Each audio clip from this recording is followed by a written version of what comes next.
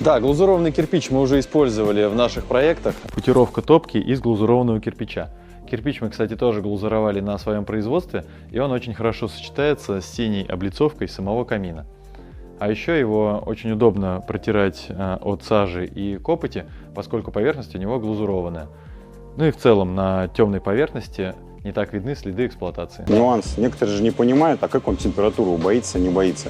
Вот сама глазурь, она же делается... Она обжигается при температуре там порядка 1000 градусов, поэтому... А горение у нас, по-моему, 500-600, да? Да, Там да, всё. поэтому это... там никаких проблем быть не может. Очень такой удобный в эксплуатации материал.